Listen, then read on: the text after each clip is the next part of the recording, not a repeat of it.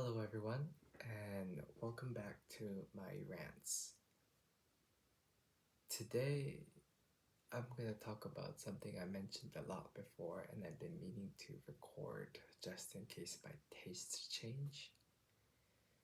But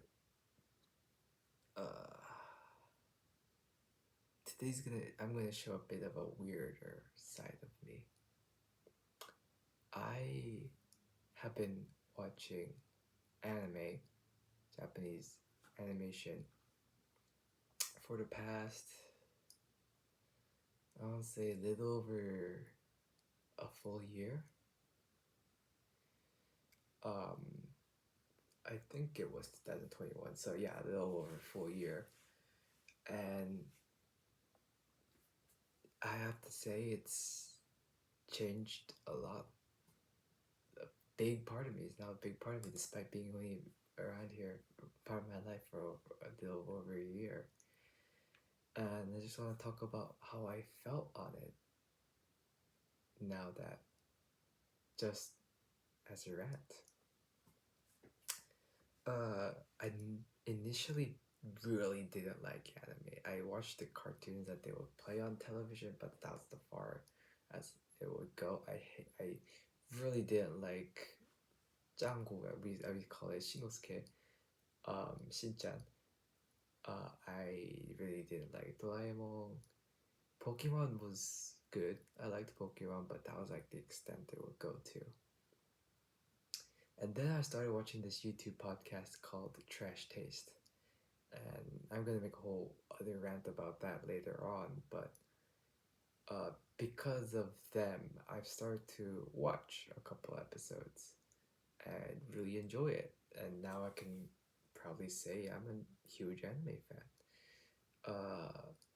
My first anime was this romance anime, slice of life show called Tonikaku Kawaii, which aired around the time I started, which is why I watched it.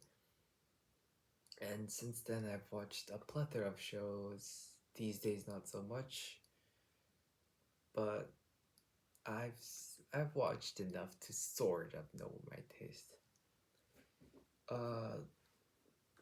It's been a big influence to me, especially coming right out of puberty, to find shows that I could relate to, that I could binge, and have my own little time.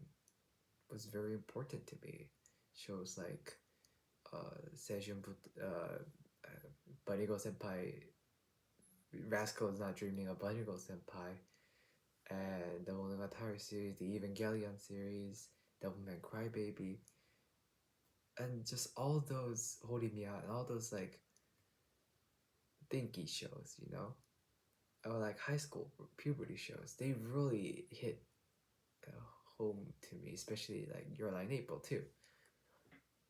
It sort of like, I don't know what the quality about is about the anime in general. Maybe it's the Asian storylines that I just grown up Asian to know. Maybe it's the animations that I like, but maybe it's just the really good voice acting and really good soundtracks they make. I don't know why. It's just everything appeals to me, and that's only saying if it's good. I'm not saying any other animation series is bad. I really love the Into the Spider-Verse series and that sort of style, but anime just kind of felt correct watching. I could criticize it, but it didn't feel. It felt familiar. It felt normal despite not watching a bunch before. I felt way more closer to the characters there than in television.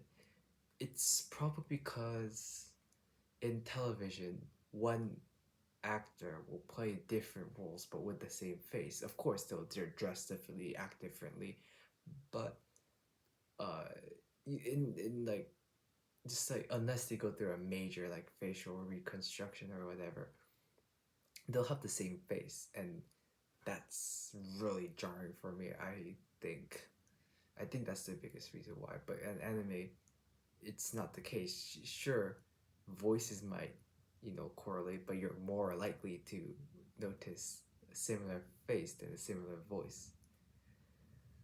And most of the time, the voice actors and voice actresses in anime do a really good job on differentiating each kind of different voice and make a character unique.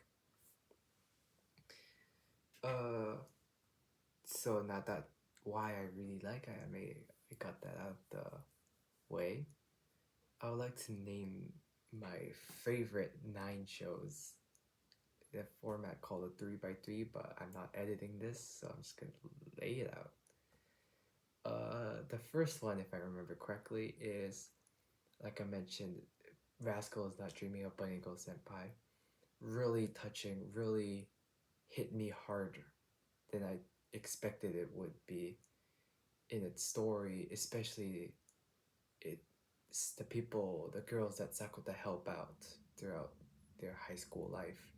Really affected me in my puberty, adolescent filled mind on what kind of person or what kind of life should I live.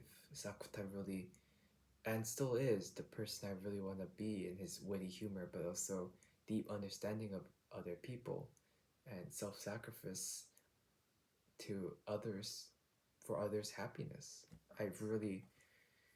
This show really broke me. I might have cried during the movie, and it kind of shaped me on like how I want to live my life, basically, how I want to live my high school life before I grow up while I am still a dumb, stupid high school kid.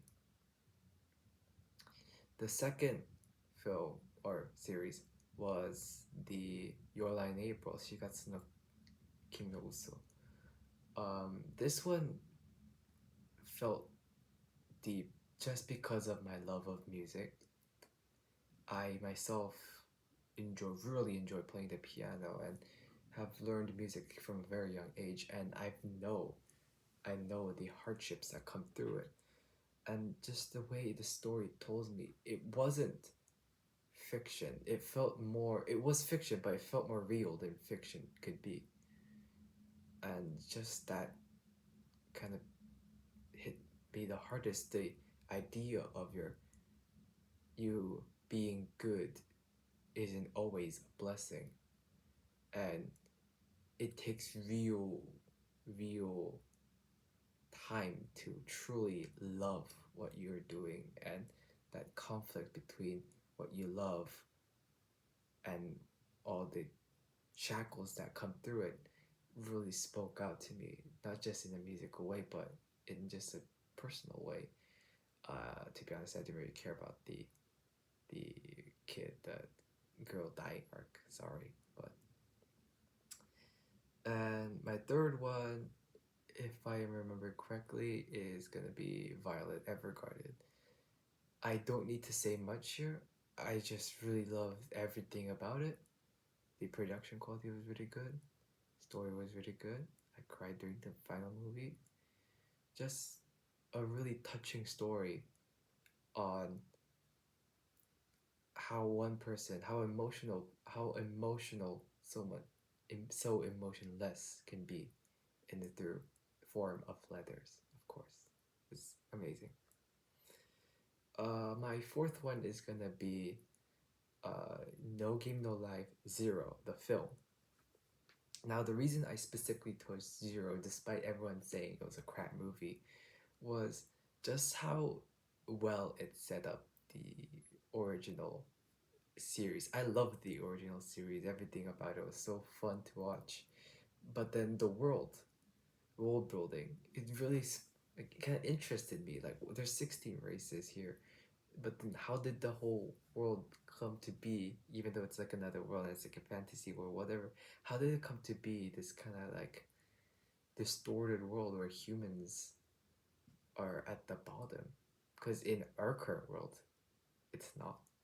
It kind of shows, the movie kind of shows you how how it shows you how to love humanity in a point of view where someone is not humanity. It shows you real love, how real sacrifice, and what the greater good means, and what does it mean to be fair. And just the whole film just made me cry. It was honestly beautiful, like contrary to everyone saying so bad things about it. And I'm wishing for season 2. My 5th anime I can think of right now without looking at the list is Konosuba. It's just funny. It's just funny. It's isekai. It's just funny. It just works. That's all I have to say about it. It's just so good. And my what's it now? 6th one, 7th one? I don't know. I'm pretty sure it's 6. It's Tonikaku Kawaii. Just because represents my love of romance rom-coms, slice of life films. I just watched a bunch of it, and it's there because it started my journey. I genuinely think it's good. Yeah, that's all I have to say about it. My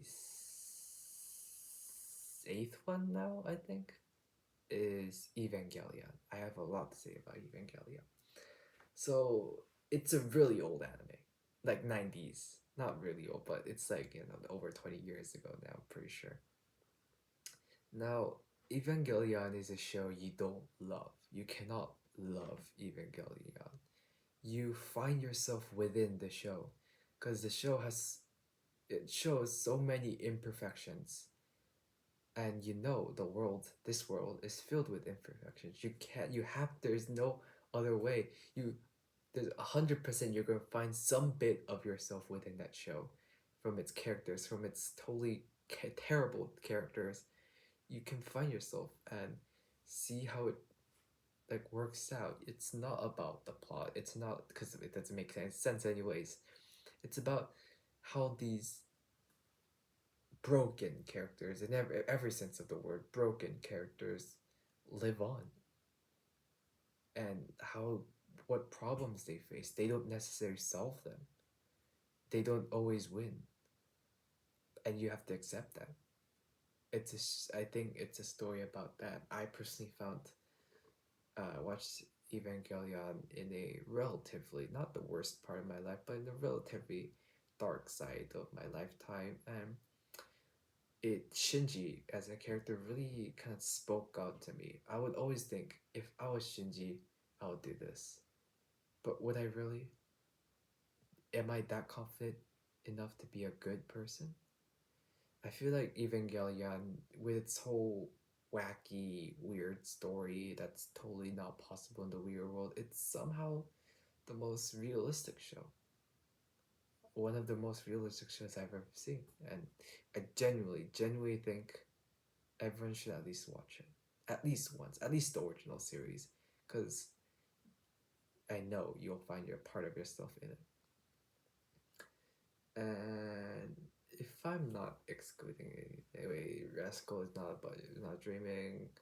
What else did I talk about? Your Lie in April, No Game Life Zero, Tonikaku Konosuba, Evangelion. Pretty sure I talked about more than that. Oh yeah, Demon Slayer. Just amazing story. Not the best, but better than most. I love Tanjiro as a character. Not much everyone else, but Tanjiro's best boy. You want to root for him. The Mugen Train arc is the only place I cried on, and that's just set up for you to cry. But sometimes you do need a show like that. It's just entertainment. It's just fun. It's just great animation, great voice acting, great soundtrack, great everything. It did everything. It checked off all boxes. It didn't do anything much unique, but I really love the world. I really love everything about it. And now, finally, the Monogatari series. My 50 minutes are almost up, so I'm just gonna make it straight. Monogatari is the best piece of fiction I've ever seen in my life, entire life. Monogatari is the best piece of fiction, any fiction. And that's it. I'll elaborate more on in the second video, probably next week, I'm pretty sure. Maybe I'll make it that, but that's all I have to say. If you don't know what anime is, watch it yourself. That's the best thing. If you don't care about my opinions, that's fine. Nobody watches this channel anyways. And yeah, I'll talk more about anime in the future.